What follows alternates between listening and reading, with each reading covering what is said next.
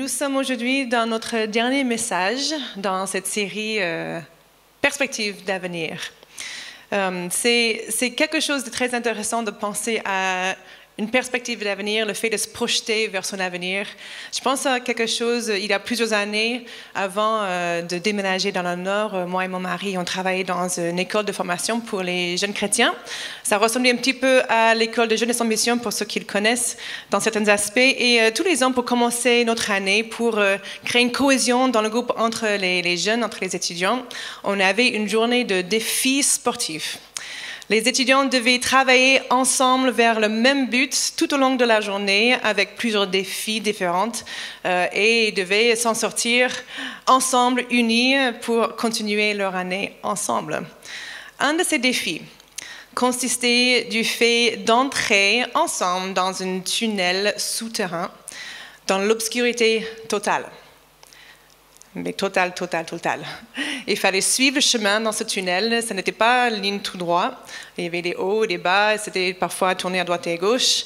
Et est-ce que j'ai précisé que c'était vraiment dans l'obscurité totale. Une fois, j'ai fait juste pour voir, j'ai vraiment l'impression de voir rien du tout. Est-ce que je vois au moins ma main? Et j'ai touché ma main sur mon nez et je ne voyais même rien du tout. Rien, c'était l'obscurité totale. Bien sûr, les téléphones portables n'étaient pas permis toute la journée. Il n'y avait pas l'ombre de lumière, si on peut dire les choses comme ça. Un ombre de lumière, ce n'est pas très cohérent, mais vous me comprenez. Dans le tunnel, si tu étends tes bras de chaque côté, on pouvait toucher. C'était pas tout petit, mais on peut toucher les murs. En haut, il fallait se pencher un petit peu pour avancer dans la plupart des endroits. Et on pouvait s'asseoir, on pouvait se mettre à genoux, mais il fallait avancer un peu accroupi comme ça. Et c'était l'obscurité totale. C'était ça, je pense, la partie la plus difficile physiquement, mentalement, même psychologiquement, de cet exercice. Le fait de rien voir. N'empêche qu'à la fin de cette journée, à travers tous les défis que les étudiants devaient vivre ensemble, ils étaient très soudés, ils avaient vécu les moments inoubliables, ils en parlent sûrement encore aujourd'hui de ces moments. Ils ont tissé les liens très forts à cause de ces défis qu'ils devaient relever ensemble. Mais pour réussir ce défi dans le tunnel, pour le réussir ensemble, il fallait pas faire trop de bruit, parce que ça résonnait très fort dès qu'une personne parlait. Il fallait rester à l'écoute de la personne devant pour être sûr qu'à chaque pas, on savait où aller. Il ne fallait pas trop non plus s'éloigner de la personne devant ni de la personne derrière. Il fallait rester bien ensemble. Chaque pas était comme un pas de foi, parce que la visibilité était zéro. Ça pourrait être peut-être une description de nos vies en ce moment, au moins la description de plusieurs vies en ce moment. Visibilité zéro, si on devait mettre un titre sur plusieurs d'entre nous dans les choses que nous vivons actuellement. C'est intéressant de parler de cette idée d'avoir une perspective d'avenir dans notre contexte actuel comme il est aujourd'hui. Avoir une perspective d'avenir dans un temps de peu de visibilité n'est pas très naturel. Et tous les messages dans cette série ont eu pour but de nous aider à nous libérer de tout ce qui pourrait nous empêcher d'avoir une perspective de notre avenir. À la base, il n'est pas très naturel d'avoir une perspective de notre avenir parce que justement, l'avenir reste encore à vivre. Il est inconnu. On ne le voit pas avec nos yeux, on ne le vit pas encore tout de suite en ce moment. Et il y a des choses, parfois, quand on essaie de se projeter dans notre avenir, qui peut nous empêcher de voir clairement ce qui est devant nous.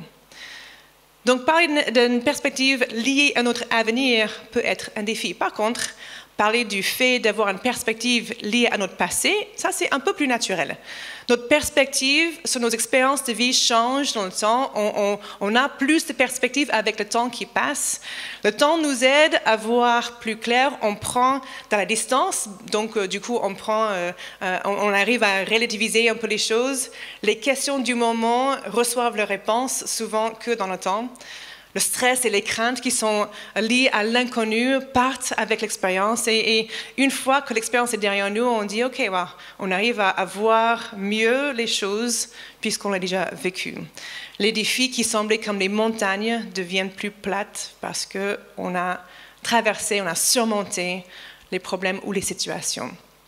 Par exemple, les choses qui sont assez communes dans nos vies. Pour ceux qui ont le permis de conduire, probablement vous étiez stressé avant d'aller sur le test de conduite, n'est-ce pas? Oui. Oui, ici les gens dans la salle disent moi j'étais aussi stressée. Je n'étais pas en France quand j'ai passé mon permis, donc j'avais 17 ans quand je l'ai fait chez moi, mais j'étais stressée. Je savais que j'étais à côté d'un gendarme qui était dans la voiture avec mon père derrière, mais il avait le droit de rien dire. Même l'homme à côté de moi, il m'a à peine adressé la parole. On entre dans la voiture, il me donne quelques instructions, je les suis au mieux, tout tendu à l'intérieur, stressé. Ça a duré quelques minutes, 15 minutes peut-être. Et on est revenu et c'était fini. Même pas dire au revoir, c'était juste... Et j'ai pu réussir. C'était assez rapide, assez facile et j'étais surpris, presque choquée. Un peu déçue même, que je n'ai pas été un peu plus testée dans ma capacité de conduire. Mais j'ai pu réussir et ça m'a donné, OK, j'ai réussi, j'ai survécu, ça va. Le premier jour de l'école, en général, on ne se rappelle pas pour la petite section, mais par exemple, pour aller au lycée. J'avais peur d'aller au lycée parce que je pensais à tous les stéréotypes des étudiants, les élèves au lycée. Je me dis, je vais tomber dans la drogue, dans l'alcool, je vais commencer à fumer. Et je n'avais pas envie de faire ça. Et j'ai pensé que c'était un passage obligatoire, que j'allais forcément tomber dans ces choses au lycée. Et finalement, c'était mon choix chaque fois. J'avais toujours le choix de faire ou pas faire. Personne ne m'a jamais rien forcé de rien faire. Et j'ai pu traverser le lycée sans problème. Par la suite, OK, le lycée, ça va, c'était pas la fin du monde. L'université, j'avais pas envie d'y aller. J'étais bien chez moi, j'étais bien chez mes parents, j'étais bien avec mes amis, j'étais bien dans mes activités, j'avais un petit travail, j'étais bien dans mon église, j'étais bien, j'avais pas envie de partir, quitter tout ça. C'était l'inconnu. Mais quand mes parents ont insisté, je suis partie en promettant à mes amis, je reviens dès le premier week-end. Et dès le premier jour, je n'avais plus envie de rentrer le week-end parce que c'était « c'est tellement bien ici !» J'ai créé tout un univers d'amis, toute une autre vie pour moi dans la vie universitaire. Et c'était 4 ans excellents pour moi. J'ai des très, très bons souvenirs. Le temps qui est passé, le stress, les craintes liées à l'inconnu partaient avec le temps, avec l'expérience. J'ai eu une perspective sur les choses parce que c'était déjà derrière. Une perspective liée à notre passé est naturelle, parce que nous y avons été et nous avons survécu et nous avons probablement grandi dans le processus. Par contre, l'avenir reste toujours devant nous. Il est inconnu. Donc, c'est impossible d'avoir vraiment une perspective sur notre avenir sans quelque chose de très précis, surtout dans les moments d'histoire comme les nôtres. Pour avoir une perspective d'avenir, il faut avoir la foi. Ça peut sembler un peu réducteur, un peu simpliste de dire il faut avoir la foi pour avoir une perspective d'avenir. Mais on parle de quoi vraiment quand on parle de la foi? C'est quelque chose un peu intangible, un peu pas concret pour nous. Qu'est-ce que c'est vraiment la foi?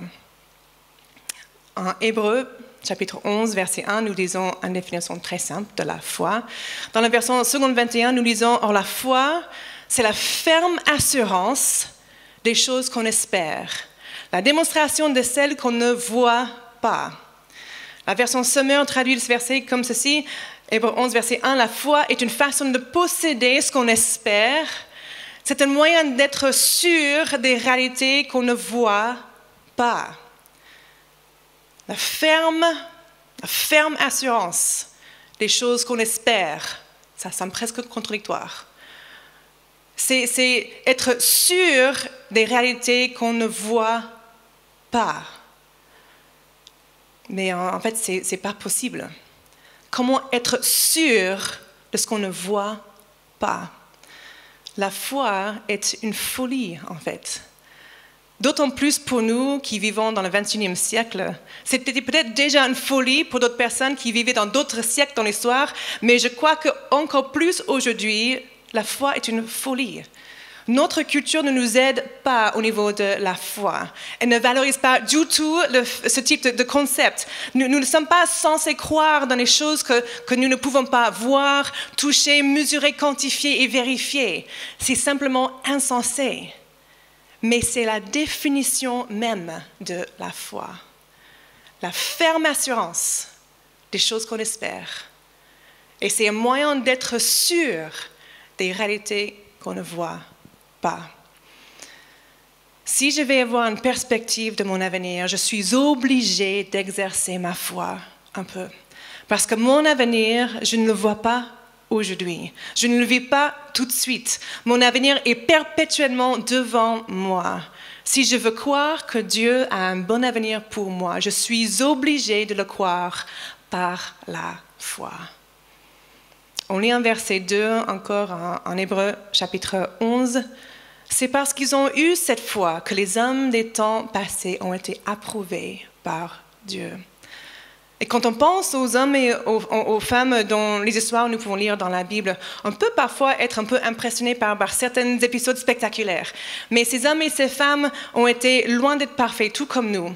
Mais ce qui marque les personnes dans ces histoires, c'est le fait qu'ils ont cru la promesse de Dieu, très spécifiquement. La promesse qu'un sauveur, un Messie viendrait, et par ce Messie, ils seraient tous sauvés, sans jamais voir l'accomplissement avec leurs yeux. Vous pouvez lire la suite de Hébreux 11, une belle liste de plusieurs hommes et de femmes qui ont vécu les exploits, qui ont cru dans les promesses de Dieu. Si vous ne connaissez pas ce passage, je vous encourage à lire aujourd'hui dans votre temps à vous, personnellement, Hébreux 11. Il y a des exemples d'hommes et de femmes imparfaits, mais qui ont marqué l'histoire à cause de leur foi. Notre perspective d'avenir dans le naturel aujourd'hui n'est pas très prometteuse. Les rassemblements, le travail pour certains secteurs, les retrouvailles en grand nombre entre amis et famille. Est-ce qu'on va retrouver une vie normale, entre guillemets? Est-ce qu'on va vivre sans masque un jour? Est-ce qu'on se refera la bise un jour? Notre perspective d'avenir peut nous laisser avec plus de questions que de réponses. Notre avenir aujourd'hui est dans le brouillard, rempli d'incertitudes. On n'y va pas clair, on pourrait même dire on n'y voit rien.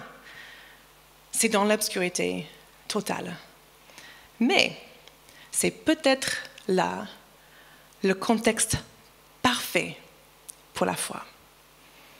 Croire sans voir n'est pas naturel pour nous, mais à quelqu'un de connu pour son manque de foi, justement, Thomas, Jésus a dit « Tu as cru parce que tu as vu ». Mais béni soit celui qui croira sans voir. Et je pense que nous sommes tous candidats pour ça aujourd'hui. Il parlait bien sûr sur le fait de croire que Jésus était ressuscité sans le voir avec ses yeux. Ça, c'est nous. Croire sans voir est la base de ce que c'est la foi. Et dans chaque version française du Hébreux 11, verset 1, il y avait cet aspect présent dans la définition de la foi, le fait de croire sans voir avec ses yeux. Si croire sans voir, en gros, si avoir la foi est une raison pour laquelle les hommes et les femmes de Dieu dans le temps passé ont été approuvés par Dieu, et si pour nous, c'est tellement pas naturel, surtout dans notre époque d'histoire aujourd'hui, je me pose cette question. Est-ce que Dieu voudrait peut-être utiliser ce temps où nous ne voyons rien pour augmenter notre foi? Cette période historique avec tant d'incertitudes serait sûrement un moment propice pour forger la foi de ses enfants dans son Église, même partout dans le monde. Nous sommes dans un contexte parfait pour grandir dans notre foi aujourd'hui. Si tu t'es déjà dit « Oh, je voudrais tellement grandir dans ma foi », saisis aujourd'hui l'occasion, grâce à ces temps complexes, pour forger, grandir et approfondir ta foi. C'est en exerçant notre foi que notre foi grandit. C'est comme plein d'autres activités dans la vie où on a envie de grandir dans notre capacité de faire certaines choses. Si on ne sait pas nager, la meilleure façon de grandir dans notre capacité de nager, c'est d'aller dans l'eau. Pas juste pour jouer, mais pour commencer à nager. Si je ne sais pas bien parler une langue étrangère ou pas du tout parler une langue étrangère, la meilleure façon d'améliorer ma capacité de parler cette langue étrangère, c'est de commencer à le parler, commencer à l'utiliser et l'entendre. Et ça va me mettre à grandir dans cette capacité. Prenons aussi, par exemple, le fait de croire par la foi que Dieu a un avenir prévu pour nous et que nous allons sortir de cette crise en temps voulu et plus fort. Si nous vivons dans une époque qui regarde comme une folie le fait de croire en quelque chose que nous ne voyons pas, et si pour cette raison nous avons du mal à croire par la foi que Dieu a un avenir prévu pour nous, parce qu'on a du mal à voir l'évidence devant nos yeux aujourd'hui, prenons justement ce temps où nous ne voyons pas clairement l'avenir pour exercer notre foi, pour mettre notre foi en action et de ce fait de le voir grandir. Comment faire si je veux croire davantage par la foi que Dieu a un avenir prévu pour moi, un bon avenir, et voir ma foi grandir dans ce domaine? Tout simplement, c'est en avançant vers mon avenir par la foi. Même si je ne vois rien, je continue à avancer pas après pas. Je poursuis mes études, je poursuis mes formations, je continue à chercher un travail, je continue à faire mon travail dans la mesure où c'est possible, je continue à me préparer pour les étapes éventuelles de ma vie après cette crise, quand la vie reprendra un rythme plus ou moins normal, ou peut-être dans le nouveau normal, peut-être que ça sera à tout jamais changé. Et très important, je reste à l'écoute de Dieu. Il connaît le temps pour tout. Il sait quand il y aura l'opportunité à nouveau de faire les choses que j'attends de faire maintenant. Il sait à quoi ressemblerait le contexte dans notre société à chaque étape et quels seront les besoins. C'est lui qui me donne ma perspective d'avenir et je le suis par la foi. Attention par contre, en avançant par la foi, je ne vais pas, si je crois par la foi, que Dieu a un avenir pour moi, je ne vais pas d'un coup voir mon avenir parce que je crois qu'il y a quelque chose par la foi. Si je voyais le chemin, je n'aurais plus besoin de ma foi. Quand j'avance vers l'avenir par la foi, c'est justement parce que je ne vois pas ce qui est devant moi. C'est la définition même de la foi. Par contre, une chose est sûre. Une seule chose, je sais avec certitude quant à mon avenir. Une seule chose. Christ, il y est. Jésus est déjà dans mon avenir. C'est un point primordial qui m'encourage quand je cherche à avoir une perspective d'avenir. Dieu n'est pas limité par le temps. Ça veut dire qu'il est déjà dans mon avenir. Il est maintenant tout de suite dans demain. Il est maintenant tout de suite dans la semaine prochaine. Il est maintenant tout de suite dans le mois prochain et dans l'année prochaine. Il est en dehors du temps. Il est dans mon avenir. Il est là tout de suite alors que je parle aujourd'hui.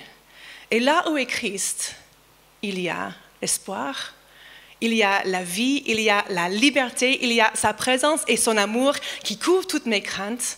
Je sais qu'aujourd'hui, je veux être là où est Jésus parce que je suis bien quand je suis avec Jésus. Donc, si Jésus est déjà dans mon demain, je sais que je serai bien là aussi parce que Christ y est. Je pense à une histoire dans les évangiles où Jésus marche sur l'eau. Vous pouvez lire l'histoire en Matthieu 14, à partir du verset 22. Je vous donne un petit peu de lecture à faire aujourd'hui. Il neige, au moins ici dans le nord, c'est un bon moment pour rester au chaud, pour faire un petit peu de lecture. Matthieu 14, verset 22, si vous voulez lire sur votre moment. Je vais raconter l'histoire pour gagner du temps. Les disciples sont dans une barque pour traverser un lac. Et alors qu'ils sont au milieu du lac, Jésus arrive en marchant sur l'eau. Et quand les disciples le voient, ils prennent tous peur. Ils pensent que c'est un fantôme. Ils commencent à crier. Mais Jésus leur dit, c'est moi, n'aie pas peur. Et Pierre, il ose lui dire, si c'est vraiment toi, ordonne-moi de venir vers toi sur l'eau. C'est peut-être sa manière de tester, de voir si c'était vraiment Jésus qui était là. Donc Jésus dit, viens. Donc, Pierre fait un immense pas de foi pour quitter la barque, pour rejoindre Jésus sur sa commande en marchant sur l'eau. Pierre devait confronter pas mal d'obstacles pour quitter la barque. Il devait quitter le confort et la sécurité de la barque. Il devait faire face au vent qui soufflait assez fort au moment où tout ça se passait. Il devait faire quelque chose de complètement et entièrement pas naturel. Il devait poser le pied sur l'eau pour marcher dessus, jusqu'à Jésus. Mais une des motivations qui peut-être aurait pu aider Pierre dans ce pas de foi était peut-être le fait d'aller rejoindre Jésus, d'aller là où était Jésus, parce qu'il savait que s'il était avec Christ, il n'avait rien à craindre. Il était pleinement en sécurité, c'était avec Jésus. Il a pu faire ce pas de foi sur la commande de Jésus, même si ça voulait dire qu'il devait confronter pas mal de choses qui étaient effrayantes et pas naturelles. Mais il savait qu'il allait vers Jésus. Du coup, il était assez rassuré pour faire ce pas de foi, même ce pas de folie. Si vous connaissez l'histoire, vous savez qu'à un moment, Pierre commence à perdre courage. Il se rend compte de tous les vents qui souffrent vraiment très fort et il prend peur. Il commence à s'enfoncer dans l'eau, mais Jésus n'est pas loin. Le texte nous dit qu'immédiatement, il prend Pierre par la main et il est sauvé. Je peux avoir une perspective par la foi de mon avenir sans craindre, parce que je sais que Christ y est présent.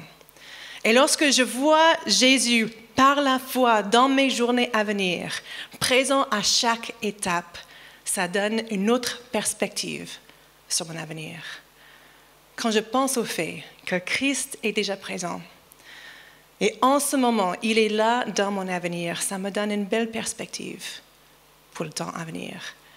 Mais si je veux gagner encore plus en perspective, si je veux aller un peu plus loin encore, si je veux aller un peu plus pour une perspective quant à mon avenir, je peux me poser ces 4 questions. 4 questions pour donner encore une autre dimension dans ma perspective sur l'avenir, mon avenir. Pose-toi ces questions. Numéro 1. Combien d'années sont passées dans l'histoire de ce monde avant que tu sois né? Personne ne sait avec un chiffre exact. Ce n'est pas possible de savoir la réponse précise de cette réponse. C'est des milliers d'années sûrement, peut-être les millions, on ne sait pas, c'est un sujet de débat, on ne va pas entamer ce débat aujourd'hui, ce matin, mais il suffit de dire beaucoup d'années, des siècles et des siècles, avant que je sois né, avant que tu sois né. Deuxième question. Combien d'années vont passer encore après ma mort? Ce n'est pas possible de savoir. On ne peut pas savoir combien d'années vont encore passer après ma mort. Peut-être des centaines d'années, peut-être des milliers d'années. On ne peut pas savoir. Seul Dieu le sait. Si je regarde mon passage sur cette terre à la lumière de l'existence de l'humanité, je me sens d'un coup très, très petit. N'est-ce pas? Quelques personnes diraient peut-être un peu même insignifiant. Question numéro 3. Qui est présent depuis le début de l'existence de l'humanité? Même depuis l'existence de l'univers. Je donne 2 secondes pour répondre. Question numéro 4. Qui sera encore présent tout à la fin de l'histoire de l'humanité? Une seule personne. La même personne qui est déjà présente dans mon demain. Celui qui dit en Apocalypse, chapitre 22, verset 13, « Je suis l'alpha et l'oméga ». Juste pour être clair, alpha, c'est la première lettre de l'alphabet grec. Oméga, c'est la dernière lettre de l'alphabet grec. Je suis l'alpha et l'oméga, le premier et le dernier, le commencement et la fin. Notre temps sur cette terre est tellement infime, tellement minuscule, comparé à l'ensemble de l'histoire de l'humanité avant nous et ce qui sera après nous. Quand nous entrons dans ce monde, notre existence n'a pas pour but d'inclure tout notre entourage dans notre histoire. Le point central n'est pas moi et ma vie et tout ce qui se passe dans ma vie. Quand nous entrons dans ce monde, nous entrons dans son histoire. Une histoire qui tourne bien avant que j'existe et qui va continuer à tourner bien après ma mort. Et moi, Je fais partie de son histoire. Et toi, tu fais partie de son histoire. Et nous avons le privilège de faire partie de son histoire. Alors, quand j'avance par la foi vers mon avenir, je peux avoir cette confiance par la foi que le plan de Dieu sera accompli. Parce que c'est lui le maître de cette histoire, de son histoire. Il est l'alpha et l'oméga, le premier et le dernier, le commencement et la fin. Tout ce que je vis, c'est pour lui et pas pour moi, dans tous les cas. Vous en êtes où, du coup, sur votre perspective d'avenir? Peut-être quelques personnes sont en train de se poser cette question, ok, en fait, je ne sais plus où ça m'amène dans ma perspective pour mon avenir, finalement, parce que d'un coup, je me sens vraiment tout petit. Est-ce que ma petite vie compte pour si peu, finalement? Mon temps ici sur cette terre, ma vie est tellement rien comparé à l'ensemble de l'histoire de ce monde. Le fait que je ne sais pas comment prévoir ou préparer pour mon avenir parce que je ne vois tellement pas ce qui est devant moi, ou le fait que l'avenir me stresse ou j'ai peur en pensant de l'avenir, en fait, c'est pas grave parce que ma vie est tellement rikiki comparée à l'ensemble de l'histoire de l'humanité. C'est pas grave, rien n'est grave finalement, c'est ça? Non, c'est pas exactement ça. Ce n'est pas une question de ne pas être grave ou pas important. Ce n'est pas une question de la valeur de ma vie ou mes expériences aujourd'hui. Dieu ne nous dit jamais, mais franchement, tes petits problèmes, ils sont sincèrement pas importants. Tu penses que tes problèmes sont importants, mais tu n'es pas la seule personne qui existe sur cette terre.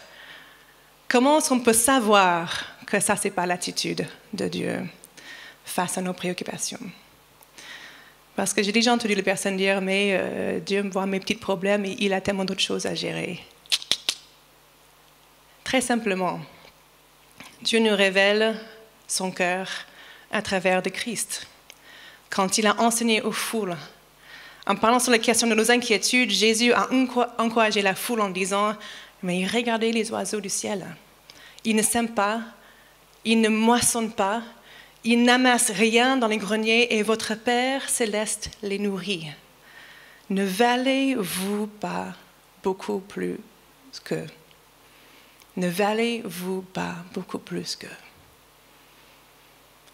Notre valeur et la valeur de nos vies ne sont pas mises en question par le fait d'être un parmi des milliards et des milliards qui vivent et qui ont vécu et qui vivra sur cette terre. Nous lisons aussi en Psaume 8, versets 4 et 5, « Quand je contemple le ciel, l'œuvre de tes mains, la lune et les étoiles que tu y as placées, je dis, qu'est-ce que l'homme pour que tu te souviennes de lui, et le Fils de l'homme pour que tu prennes soin de lui. Autant quand je vois comment Dieu prend soin des petits oiseaux, que quand je vois sa puissance dans la création de l'univers, dans les petites choses et dans les choses immenses, je suis émerveillée par ce qu'il fait. Et ça me donne de la perspective sur moi-même. Je n'ai pas à douter la valeur de mes circonstances en rapport avec l'histoire de l'humanité. Je ne peux pas dire, comparé à Dieu et tout le reste de l'histoire de ce monde, ma vie est toute petite, donc mes préoccupations ne comptent pas. Je ne peux pas dire ça, parce que ce n'est pas une question de valeur, c'est une question de facilité. Quand je regarde l'ensemble de la révélation de la puissance de Dieu, dans l'histoire, dans la création, si Dieu gère tout, s'il sait nourrir les petits oiseaux, s'il a créé les planètes et les galaxies, l'univers entier, s'il a un plan, s'il est souverain sur l'ensemble de l'histoire de ce monde, alors mes questions sur l'avenir ne sont pas trop complexes, ni compliquées, ni difficiles pour lui. Je gagne en perspective sur mon avenir en ayant une perspective sur la grandeur de Dieu. J'ai lu une histoire assez marrante cette semaine d'un pasteur qui est parti avec sa femme pour faire une balade en montgolfière. Cette expérience lui a été offerte par sa femme justement pour son anniversaire. Et en arrivant sur le lieu où ils devaient commencer leur expérience, ils se sont rendus compte que le landau dans lequel ils devaient faire leur montée dans le ciel, dans les airs, n'était pas aussi haut qu'ils avaient envisagé. Selon ce qu'il a dit, c'est arrivé jusqu'au genou. J'avais du mal à croire jusqu'au genou, mais c'est fou de monter avec un truc si bas, mais bon. Il dit que c'était monté jusqu'au genou, alors qu'ils auraient préféré d'avoir un truc qui montait au moins jusqu'à la taille et même un peu plus haut encore. Puisque les deux n'étaient pas très à l'aise dans les hauteurs, sans l'impression de sécurité, le pasteur, il s'appelle John, il a décidé de parler avec leur guide, juste pour se rassurer, pour savoir un peu plus de lui, depuis quand il fait ce genre de travail, qu'est-ce qu'il fait dans la vie avant, pourquoi il a choisi de faire cette activité maintenant, ce genre d'échange pour mieux connaître ce guide et derrière ça se sentir un peu plus rassuré. Dans l'échange, ils ont appris que leur guide n'avait jamais travaillé avant, qu'il a pris cette activité parce qu'un jour, il avait un peu trop bu. Il a eu un accident de voiture assez important avec son frère comme passager.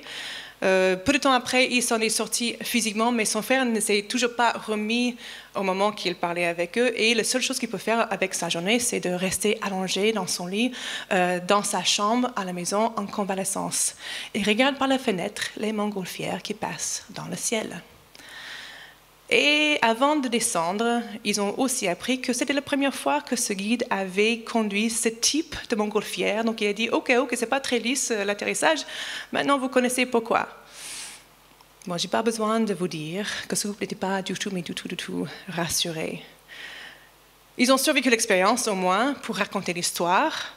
Mais ils auraient préféré entendre que leur guide avait tout un passé de réussite, d'accomplissement, et que cette activité était un loisir en plus que toutes les autres activités, accomplissements qu'il avait fait dans sa vie, et qu'il avait des années d'expérience dans le fait de faire monter les montgolfières. Ils savent exactement comment les atterrir sur Terre encore après. Ils auraient voulu entendre quelque chose comme ça pour inspirer la confiance et se sentir un peu plus en sécurité. Mais quand je pense à celui en qui j'ai mis ma confiance pour ma vie, j'ai tout un historique qui m'aide à voir sa fiabilité, sa fidélité, sa grandeur, sa puissance, sa bonté, son amour quand je lis sa parole. Les Juifs ont été très forts pour se rappeler ce que Dieu avait fait pour eux dans le passé. Beaucoup de leurs fêtes sont pour se rappeler les événements de leur histoire, où Dieu est intervenu par sa provision et sa puissance divine.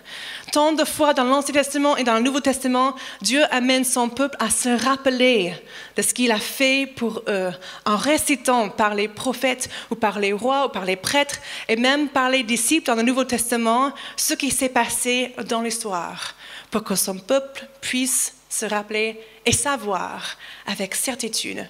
Oui, nous pouvons mettre notre foi dans la fidélité et la puissance de Dieu pour nos vies. C'est pareil pour nous. Chaque année, à Noël, on se rappelle de ce message. Dieu est venu jusqu'à nous en Jésus-Christ. À Pâques, on se rappelle de ce message. Christ est ressuscité. Il vit pour toujours. Le péché et la mort sont vaincus. Et même chaque fois que nous partageons la Sainte Seine, comme nous allons faire dans quelques instants, nous rappelons Christ a payé notre dette à notre place. Nous avons de quoi baser notre foi solidement pour une perspective d'avenir. Si tout est dans l'obscurité, si tu ne vois rien, ou peut-être tu ne vois que très peu, mais c'est dans le brouillard, avance vers ton avenir par la foi. Laisse Dieu forger et fortifier et approfondir ta foi par le simple fait que tu dois dépendre de lui pour chaque pas que tu prendras.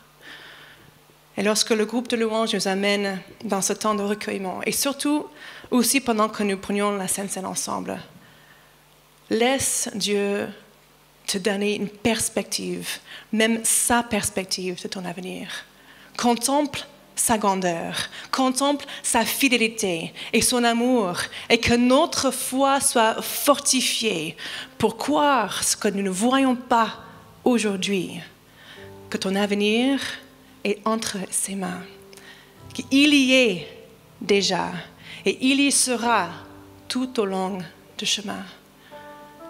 Prie avec moi ce matin et on va laisser le Saint-Esprit travailler dans nos cœurs, parler à nos cœurs. Et nous savons qu'il y a des choses à nous dire. Seigneur, je prie maintenant que tu parles à nos cœurs, au cœur de chaque personne qui écoute ce matin. Je prie que tu nous confortes avec le fait que tu es ce Dieu qui est présent. Tu es ce Dieu qui est au-delà de toutes choses. Tu es ce Dieu qui gère toutes choses, qui est là depuis toujours et qui sera là depuis toujours. Tu es présent dans chaque instant de l'histoire et que nous puissions mettre en perspective notre avenir en sachant que tu tiens toutes choses entre tes mains et que tu es plus que capable pour le faire. Tu sais nous conduire, tu sais nous parler, que nous soyons à ton écoute, Seigneur. Parle à nos cœurs, fortifie nos foi. Je prie ce matin au nom de Jésus. Au nom de Jésus. Quand je sonde l'univers,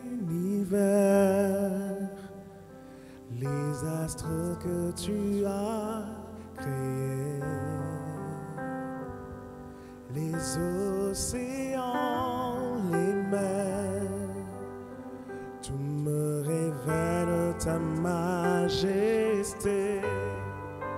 Alors mon âme veut s'écrier de tout mon cœur, je veux chanter.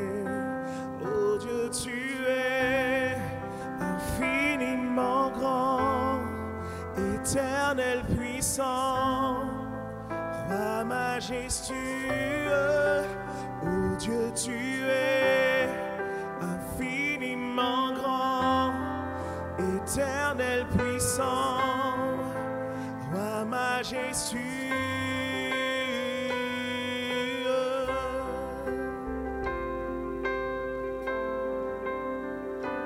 Quand je songe que tu m'as fait, que tu t'es révélé